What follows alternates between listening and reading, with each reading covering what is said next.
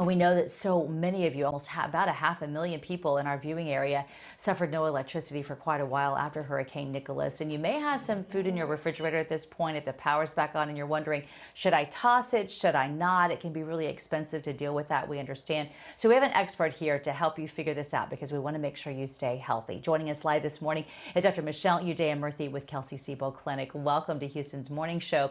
First of all, let's talk about how long. We'll just talk maybe in generals. How long can your food stay in the refrigerator and the freezer without electricity and be safe? So it depends on how much you open your freezer or your refrigerator. Usually for a fridge, it can be about 4 hours if it's not open during that time without power. Or for a freezer, it can be 12 to 24 hours, depending on how full it is. And again, how long you open or how much you open the freezer. Hey, we know a lot of our viewers were trying to put their food in ice chest after their refrigerator got too warm. How long would you be able to go on ahead and extend the life of your food in a cooler? In a cooler, if you're constantly replacing the ice and keeping the temperature pretty cool, you can even put like a thermometer in there so you can know what the temperature is. You can do that for a couple of days and preserve food that way as long as it stays a cool temperature. All right, what are the foods that you want people to be really careful about that you might want to toss either way just in case? So if dairy warms up, specifically things like milk and cheese, that's something you definitely don't want to hang on to and eat. And then the other thing is any like raw uncooked meat. That's also something you probably don't want to hang on to, especially if it gets warm. And then what about some condiments that you might not think of, like mayonnaise? Yeah, so mayonnaise has a little bit of egg in it. So that one, especially if it gets super warm, that's not something we want to eat anymore. Other condiments, most of them have a pretty good vinegar base in them, so that preserves them a little bit better. But things like mayonnaise, yeah, that may not be something, some dressings that don't have a lot of like vinegar or anything in them, that might be something you want to toss as well.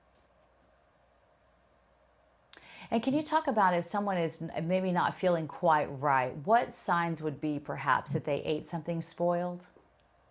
So for foodborne illnesses, usually our typical symptoms are nausea, vomiting, diarrhea. You can get a little bit of abdominal pain and cramps as well. Those are some signs to look out for. And then how do you know when it's time to head to the doctor or if you might be able to treat your symptoms at home? So typically what you would do is just keep yourself hydrated, eat a very bland, diet that doesn't have a lot of like high protein, a lot of easy to digest foods.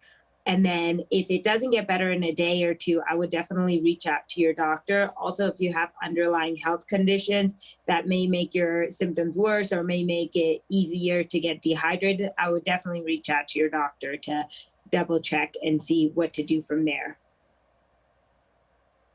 And we know that it's really expensive and just sickening to throw out food, but what would you suggest to somebody who went through this and they went through that period of up and down and not knowing what to do? It's in their refrigerator right now.